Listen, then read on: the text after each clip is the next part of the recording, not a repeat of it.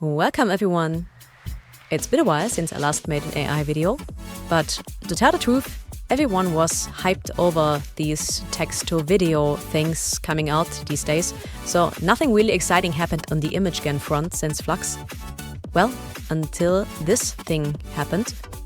This is Nano Banana, and that's actually the name of this model. I don't know what they were thinking, but it's part of Gemini 2.5, which is the Google chat AI. And by the way, I am not sponsored by them. And there are multiple places to test it, and I'm using Google AI Studio because you can get tons of free tokens there just by signing up with a Google account. So, what is Nano Banana? It's a context model, and if you're not aware of what a context model is, it's basically a model that is made and designed around applying incremental changes to an existing image or an image created by the AI in the first place. So in most use cases, you will probably want to upload an image and then prompt the model into changing the image or putting it in a different context. So you're essentially combining an idea with an existing image. And this is not a new idea at all. It's basically a very advanced in-painting model, if you think about it. And Fluxed context is something similar and has been existing for quite a while, but this is way more impressive in terms of quality. Alright, let's try it out with an image that I drew of my character for my upcoming game Kimono Springs. And by the way, I will soon make a video tutorial about wigging this character, so if you're interested in wigging in Godot, watch out for that.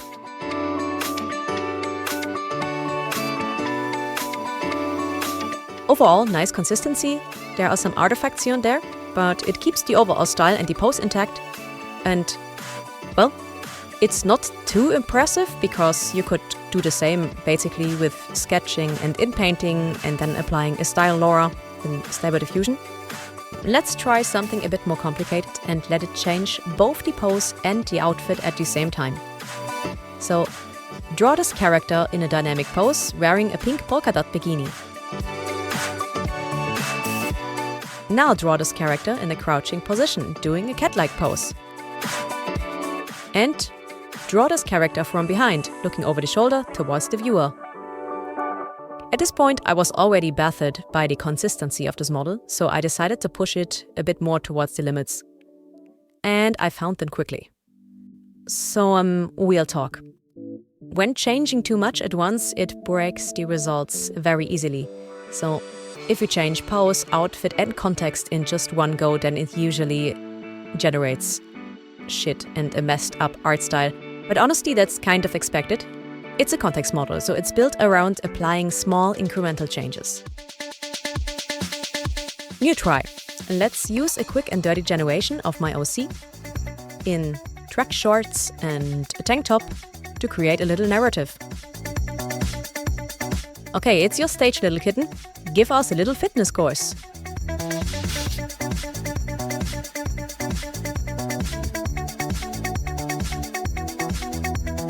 Okay, that was fun. Obviously, doing such little photo stories or image stories is basically what context models are best at. So this was expected. Let's try how bad the censorship is with this model, because coming from Google, I expect it to be real bad. So I was testing around with the censorship a bit, and I was expecting the worst, and I was still disappointed. So this is definitely the one big downside of this model. This model is censored so much on the output side that it will deny anything returning suggestive images. It will do basic bikinis, so the workaround will be to create a character in a bikini if you want some nudity, but in painting with other models, if you want something more raunchy, is basically required. Because making these picture stories is very funny. Let's use an old messy generation of my AOC to create another story. So we have her go to the beach, and yeah, she's missing something, so let's make her enter a clothing shop. So she finds a sun hat, but it has no decoration, so she decides to put something on it, and the table just appeared out of nowhere. And the shopkeeper was like, what the fuck are you doing? Back on the beach, we are engulfed by a gust of wind, and oh no, the hat flies away. Whatever shall we do? Luckily, our friendly kitten shows up and saves the day once more. Oh, good ending. So yeah, I think I played enough with this model to articulate some takeaways here.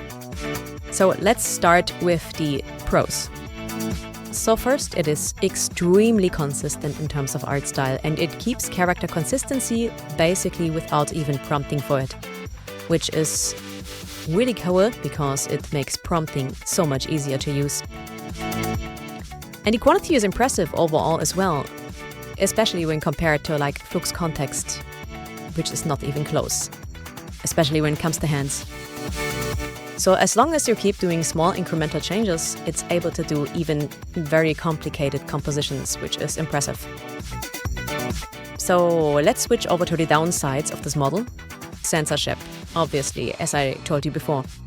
No basic nudity, nothing slightly suggestive or sexual, political, anything that is like insulting or something. So even prompting like for a fat man is basically mission impossible. Yeah, it will not create your NTR fantasy of Minnie Mouse.